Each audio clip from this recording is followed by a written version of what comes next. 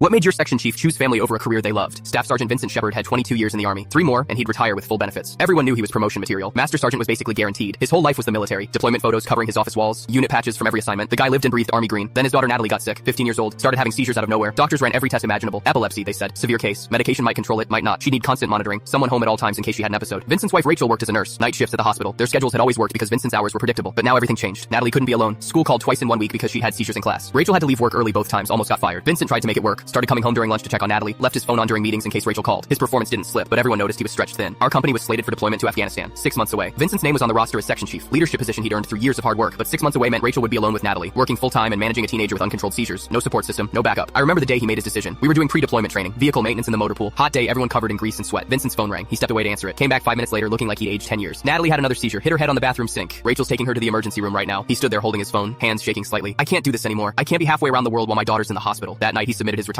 paperwork. 22 years in, 3 years short of full retirement, walking away from everything he built. The commander tried to talk him out of it. Vincent, you're making an emotional decision. Take some time. Think it through. We can work something out. There's nothing to work out, sir. My daughter needs me home. That's not negotiable. Word spread through the unit fast. Everyone had an opinion. Some guys respected his choice. Others thought he was crazy to throw away his career. Private Quinn Lancaster cornered me in the mess hall. Why would anyone give up 3 years before retirement? That's basically throwing away free money. I tried to explain. His kid's sick, man. What's he supposed to do? Find a way to make it work. People deploy with family problems all the time. That's part of the job. But Quinn was 20 years old with no kids. Didn't understand yet that some things matter more than careers. Vincent's last day came fast. They threw him a retirement ceremony. Small thing in the company area. Cake from the commissary and a plaque thanking him for his service. He gave a short speech. Thanked everyone for the years of friendship. Said he'd missed the Army but had no regrets about his choice. Some of you think I'm crazy for leaving early. Maybe I am. But 20 years from now, I won't remember missing those last 3 years. I will remember being there when my daughter needed me most. That was 2 years ago. We all figured Vincent would struggle with civilian life. Guy had no real job skills outside the military. No college degree. Just 2 decades of Army experience. Last month I got out myself. Moved back to my hometown. Started looking for work. Walked into a VA hospital for an appointment. The receptionist looked familiar. Took me a second to recognize Rachel, Vincent's wife. Rachel? Hey, I served with Vincent. How's Natalie doing? Her whole face lit up. She's doing amazing. The new medication finally worked. No seizures in 14 months. She just got accepted to college. That's incredible. And how's Vincent adjusting to civilian life? She laughed. Go see for yourself. 3rd floor, physical therapy department. I went upstairs. Found Vincent working as a physical therapy assistant, helping a young veteran with a prosthetic leg learn to walk again. He saw me, broke into a huge grin. Look who finally got smart and got out. We grabbed coffee after his shift. He told me everything. Used his military experience to get hired at the VA. Worked his way up from orderly to therapy assistant, planning to get certified as a full therapist. Turns out helping people recover from injuries feels pretty similar to leading soldiers. Just different uniforms. You miss it? The Army? He thought for a moment. Sometimes. Miss the guys, miss the structure, but you know what I don't miss? Wondering if I'm making the right choice. Every day I come home, see Natalie healthy and happy, I know I made the right call. Then he pulled out his phone, showed me a photo from the previous weekend. Natalie in a college sweatshirt, holding an acceptance letter. Vincent and Rachel on either side of her. She wants to be a neurologist, specialize in epilepsy. Says she wants to help kids going through what she went through. He zoomed in on Natalie's face in the photo. If I deployed, I would have missed the day the medication finally worked. Would have missed her first seizure-free month. Would have missed helping her fill out college applications. Vincent looked at me directly. Quinn Lancaster asked me once if I regretted giving up my retirement. You know what I told him? In the Army, I was Staff Sergeant Shepard. Good at my job, respected by my peers. But at home, I'm just dad, and that's the only rank that really matters. His shift supervisor called him back. Another patient needed help. Vincent stood up, shook my hand. Tell the guys I said hello, and tell them I'm doing just fine. Watched him walk back to the therapy room. Patient smiled when he walked in. Vincent got to work doing what he did best, taking care of people who needed him, just like always.